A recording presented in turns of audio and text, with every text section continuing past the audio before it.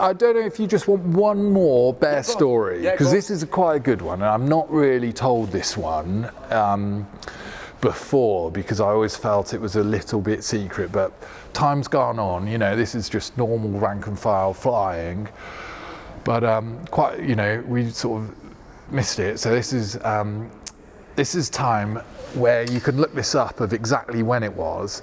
But they were digging up the runway at Lucas, let's say 2010-ish sort of time, and the Nimrod was also being disbanded.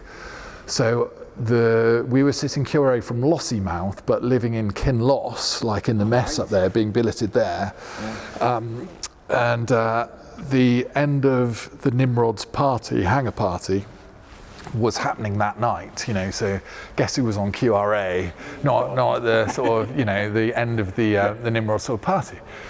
So anyway, we got a launch, and it was, I think it was just me by myself, I don't know why, but yeah, so intercepted this, had this aircraft on radar at about 20,000 feet, and it started to descend, you know, and go down.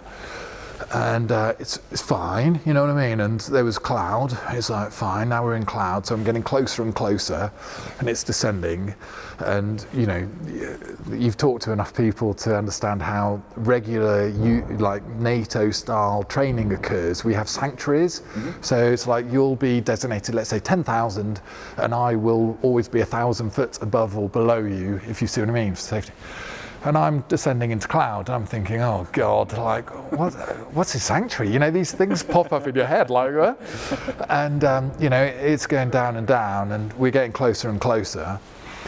And, you know, other UK training rules are, you know, this is just UK training, you know, safety altitude out over the sea. So if you're still not visual with the ground, you know, you're not meant to go below 1,500 feet.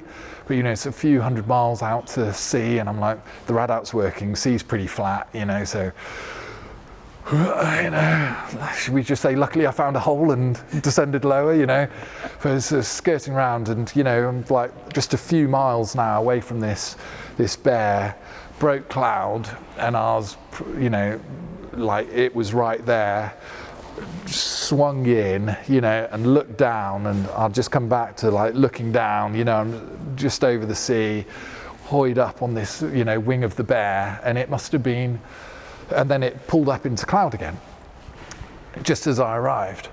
And, you know, there's two ways. Obviously we use formation flying to penetrate up through cloud, you know, I'll be on a wing of something, and, you know, it's a good way. Or, you know, you drop back, let's say half a mile, get radar contact, you know, and climb, but it just felt so natural to pull up. So I'm now climbing on this wing of this bear, going up through cloud, and I just had like an argument with, well, not an argument, you know, just a querying, let's say, with the boss of why I couldn't fly on the wing of another RAF type, like a F3 on the wing of a GR4. Yeah. And there was things specifically saying dissimilar formation flying is completely banned, you know, in the Air Force. And it's like, well, I've gone through flying, you know, these are my friends on the same flying training kind of thing.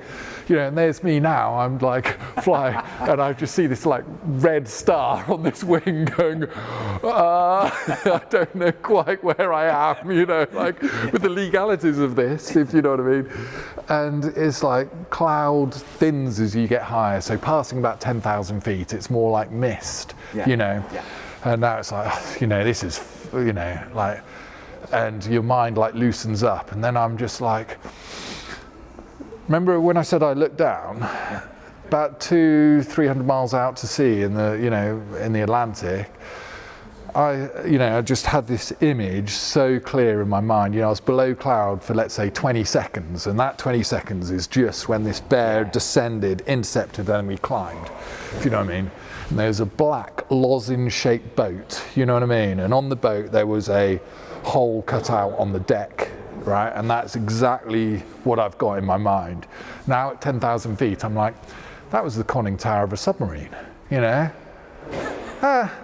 That was the conning tower of a submarine, you know what I mean? And I'm climbing away, going, well, our job is to intercept these aircraft, you know, that is the job. But, you know, I wish I'd have you know, in that 20 seconds, identified that rather than my mind going on to popping up through cloud and, you know, getting a little bit like, where was this legal kind of thoughts, kind of thing, you know. And then, you know, I came back after that, you know, and, you know, I'm having breakfast and all the Nimrod guys are around me, and I'm like, oh, you know, you hopefully have interviewed some Nimrod guys. And it's like, I have no idea how many people go there through their career, you know, seeing a Russian submarine or not, or if it was Russian or if it was British, I have no idea. But, you know, seeing a submarine on the surface, that's amazing. you know, so I'm having breakfast going, I've got a story, guys, you know. Do you want to hear it? Yeah. But yeah, so I've kept, you know, that one, you know, it was quite a unique little thing.